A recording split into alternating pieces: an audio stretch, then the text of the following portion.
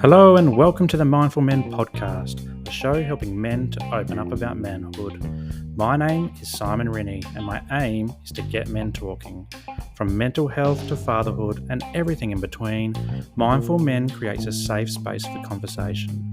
Now, before we get into this episode, I want to say a huge thank you for joining me. It means a world for you to join me and talk about men's issues.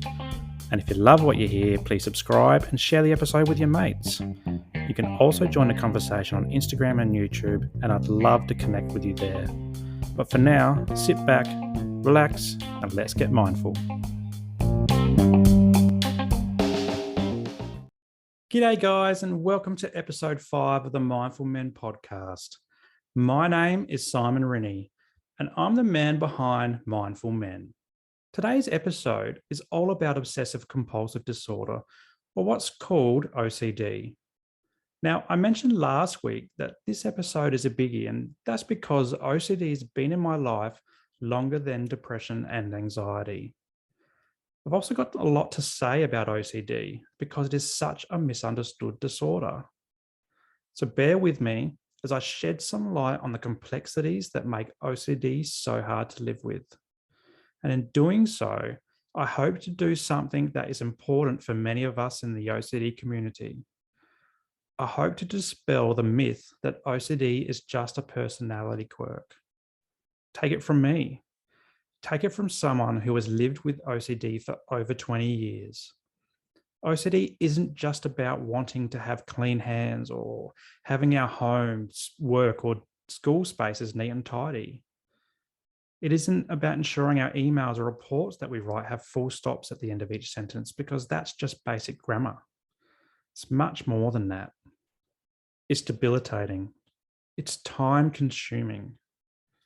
It impacts the way we think and feel and express ourselves. And this is important because OCD is often joked about.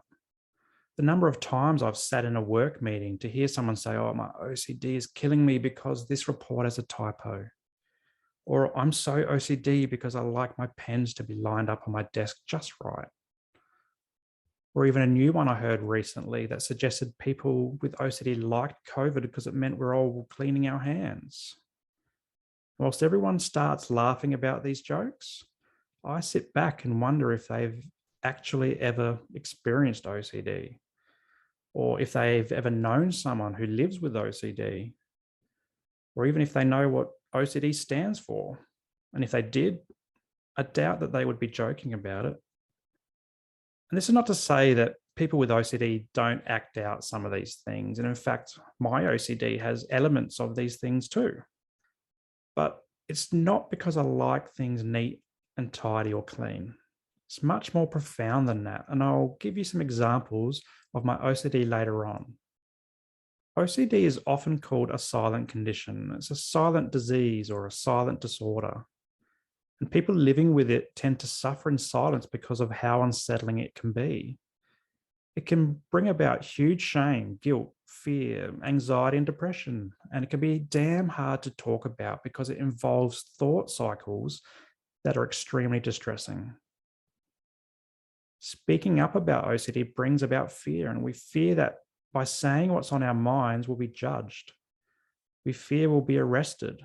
We fear that we'll lose everything we have when we talk about what's going on inside. And it's this fear that keeps many of us from seeking help. In fact, so many don't, but the ones that do, well, on average, it takes about 17 years for us to get our first lot of treatment. That's 17 years from first symptom to first treatment. And I can certainly attest to that. It took me over 20 years to open up and start talking about my mental illness. And to be honest with you, I was completely surprised when the psychologist told me I had OCD. For sure, depression was a given. Anxiety was an extra. But OCD was a complete surprise. I was like, what the hell is OCD? Well, in this episode, let me help you understand it. Now, like the last few episodes, I'll throw some numbers at you to provide some context to OCD. And by talking about the numbers, I hope to highlight for all those suffering in silence that they're not doing this alone. I'll talk about what OCD actually is and a few different types of OCD. I'll shed some light on diagnosis, and I can guarantee you that it doesn't include anything about thinking or feeling a little OCD. Then I'll share my story with the same hope that inspires other boys, men, and OCD sufferers to tell theirs. So, what is OCD? Well, let's start with the O. The O stands for obsessive. It's an obsession.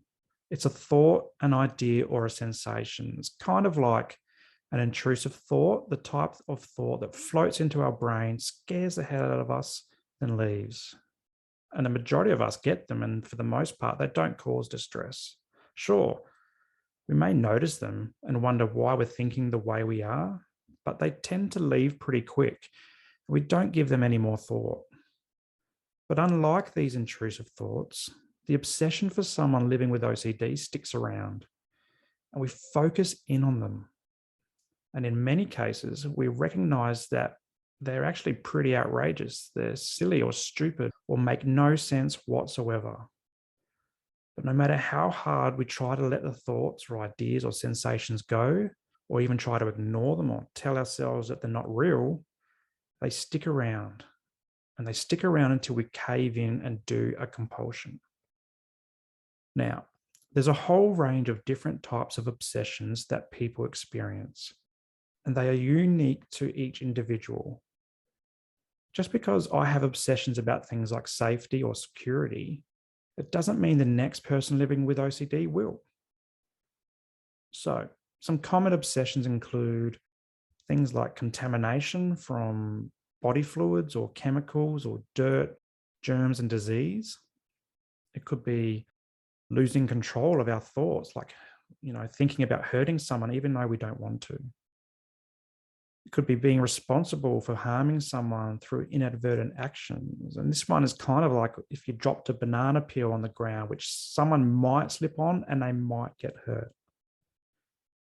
They're also maintaining perfectionism, including fear of losing things or knowledge or information that we might need later on. And it can relate to the need to maintain symmetry or even routine to excessive levels. There's also ones about unwanted sexual thoughts that are perverse or taboo and totally against our nature.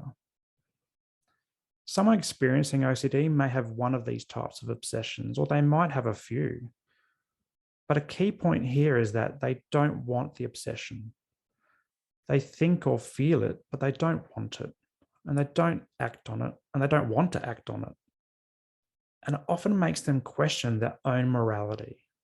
It makes them worry that their thoughts are defining them, that they're turning into their thoughts and maybe losing control of the person that they actually know they are. Obsessions come into play at various trigger points of the day. It could be when we first get up in the morning, or when we park our car on a hill, or it could be when we go to a restaurant or a public toilet. It could be in the shower or last thing before jumping into bed at night. And it's unique to the person, as I said before, and the context of which the trigger occurs. So, in order to alleviate the distress that comes from obsessions, the person needs to complete a compulsive act or a compulsion.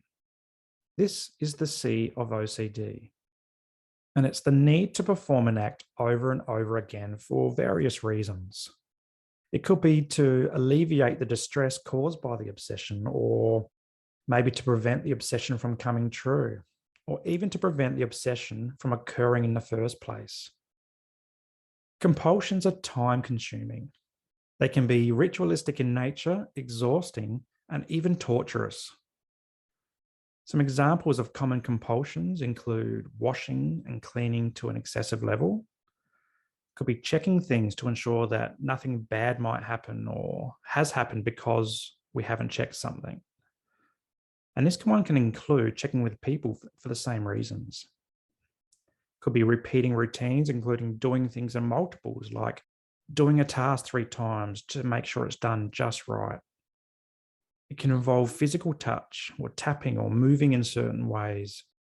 or even performing mental compulsions like counting, saying particular words in our minds, and praying. Now, I've only touched briefly on a few obsessions, compulsions, and there are many more out there, but I hope by now you can start to see that it's a lot more complex than just having clean hands or our pens in order on our desk because we just like it that way. It's an obsession followed by a compulsion, and it's distressing, time-consuming, and outright torture. So, now that we know what OCD is, how many of us are impacted by it? Well, the data on OCD is a little bit more difficult to find when you compare it to, say, anxiety or depression. But from the data that is available, it points to about 500,000 Australians living with OCD. Now, this doesn't seem like many when you consider the total population is about 25 million. But for one person living with OCD, I dare say that the impacts of the condition are felt by many more around them. And I'll share some insight into this with my story in a minute. Now, globally, the available data suggests that between 1.1 to 1.8% of people live with OCD. And as for gender breakdowns, unfortunately, I wasn't able to locate anything concrete or even recent. And the data shortfalls seem to add to this silent disorder. It's not the big ticket mental illness that depression is. It's not as prevalent as anxiety is. When people do talk about it, it's usually as a joke. And when you couple that with how distressing the obsessions and compulsions can be, you can start to see why it takes on average 17 years for OCD sufferers to speak up and seek help. Now, in terms of diagnosis, you don't get it because it's fashionable. You don't get it because you simply like clean hands or things in order. And you certainly don't get it from Dr. Google. So, like I said with depression and anxiety, start with your GP, then get a referral to a psychologist or psychiatrist who can diagnose you. Now, I wanted to highlight that part of the diagnosis about time, and that's how consuming OCD symptoms are. We're talking over an hour per day consumed by obsessions and compulsions. Over an hour every single day. Now, if we take the average years it takes someone to open up about OCD and get help, an hour per day for 17 years equals roughly 6,200 hours. That's 6,200 hours we're trying to figure it out on our own, or 6,200 hours we're trying to hide it from those around us. Imagine doing anything for 6,200 hours, let alone something that you know is irrational, is distressing, disgusting, or just plain weird.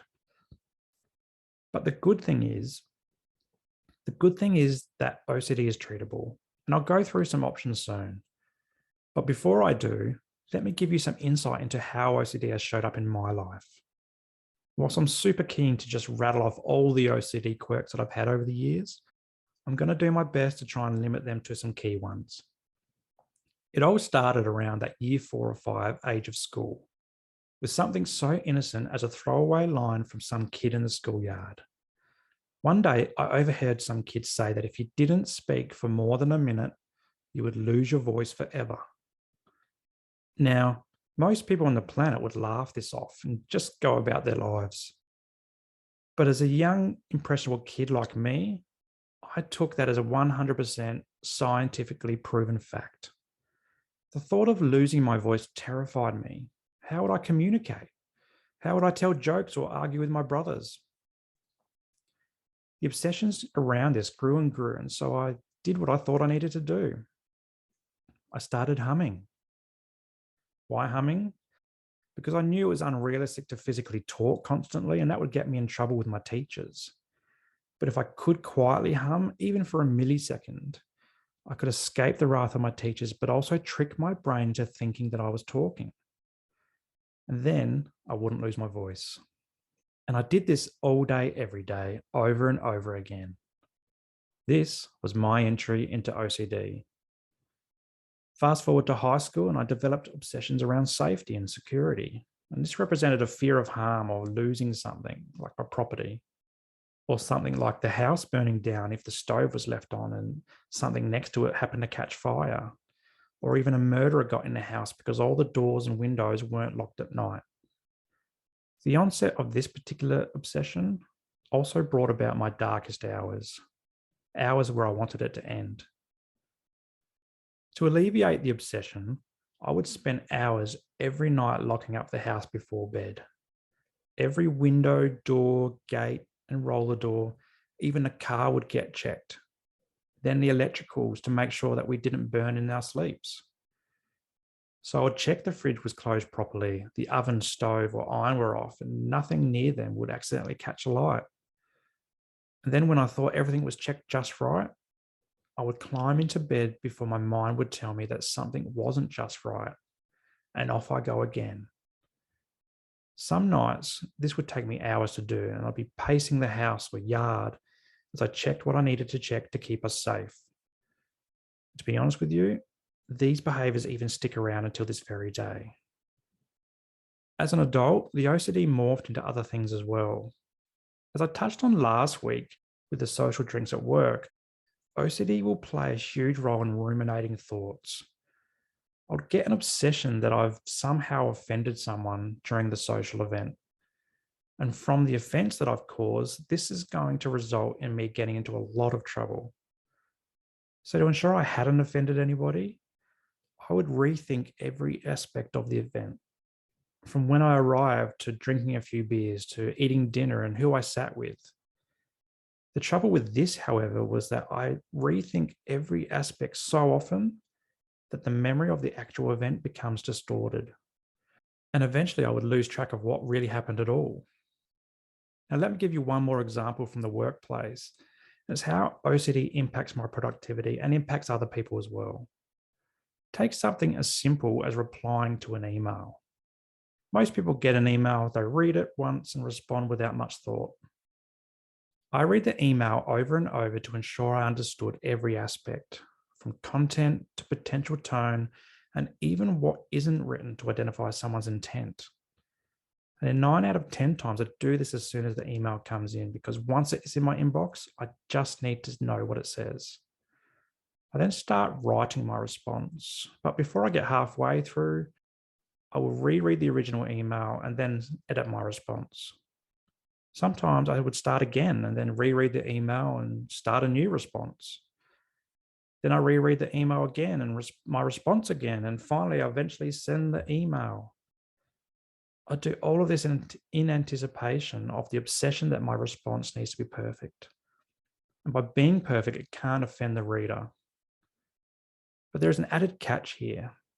My mind tells me that when I press send, somehow the contents of my response magically change to include offensive language.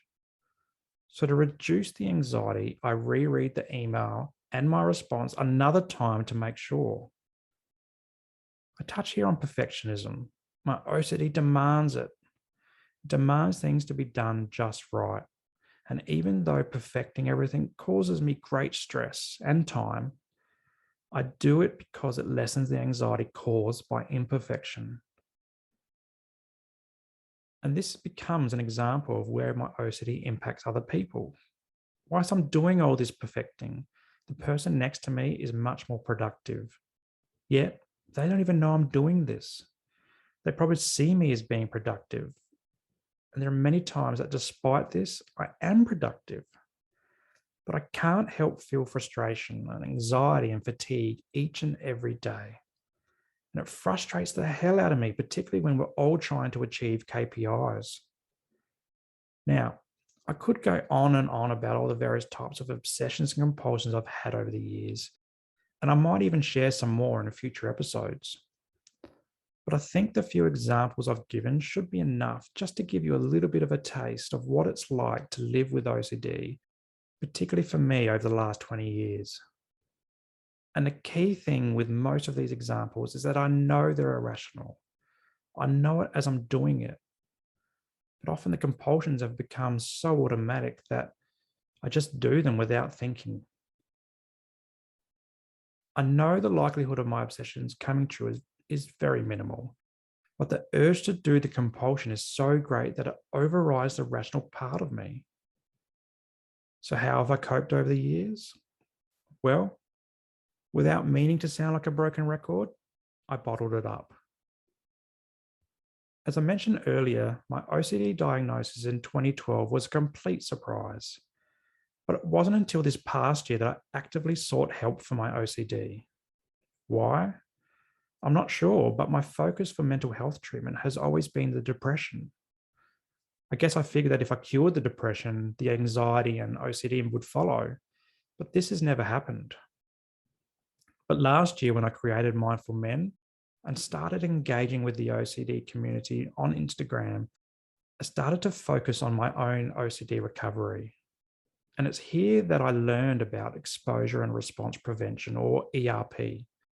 And ERP is often referred to as the gold standard for OCD treatment. So last year, I actively sought a psychologist who I could do this with, and I've seen some great results.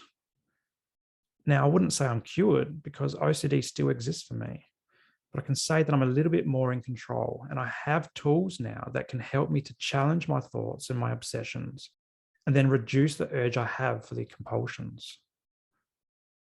On a more basic level, exercise also helps. When I've done some exercise, my mind is more at ease. And when this is the case, the intensity is taken off the OCD and even the anxiety and depression. And whilst it doesn't stop the OCD from happening, it certainly helps make it more manageable.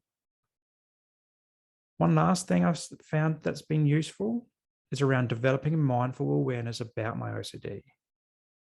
I'm a firm believer that knowledge provides power, and when we know ourselves more, we can have more control over our actions.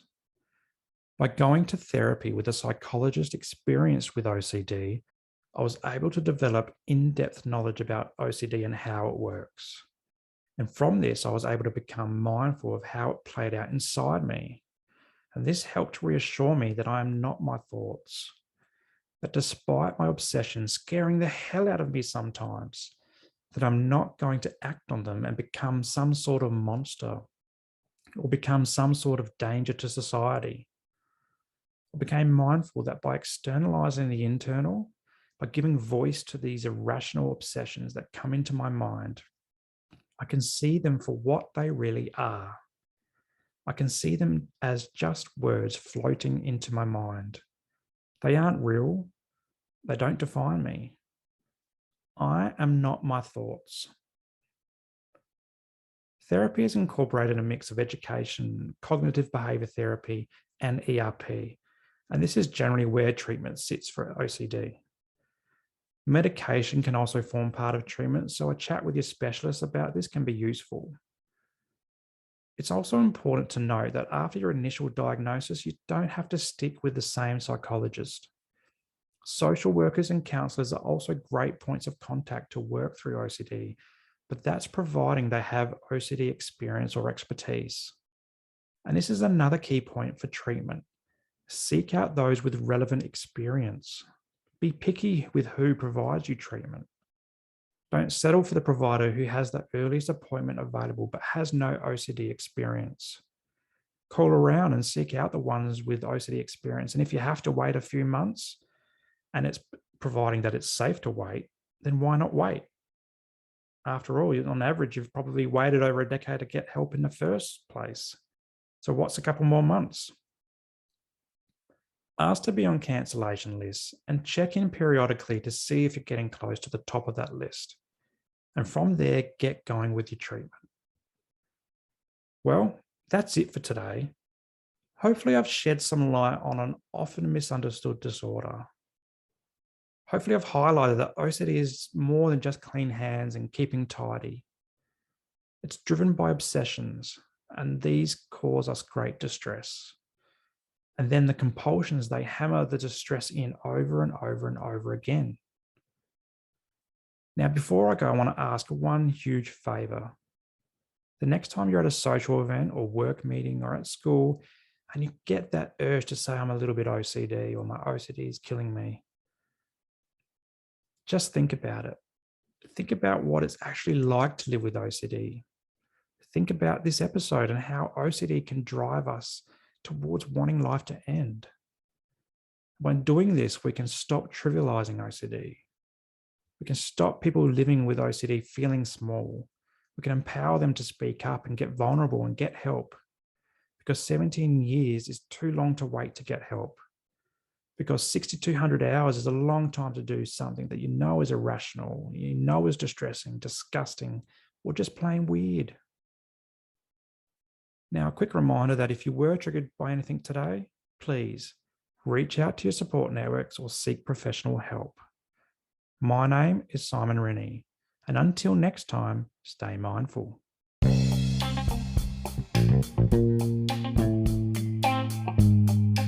Well, that's a wrap for today's episode, and I hope you got some value from it. If anything triggered your mental health today, please reach out to your support networks. Also, if you loved what you heard, be sure to subscribe to the show and share it with your mates. For more from Mindful Men, you can check us out on Instagram and YouTube, and I'll throw the links to these pages in the show notes below. But until next time, stay mindful.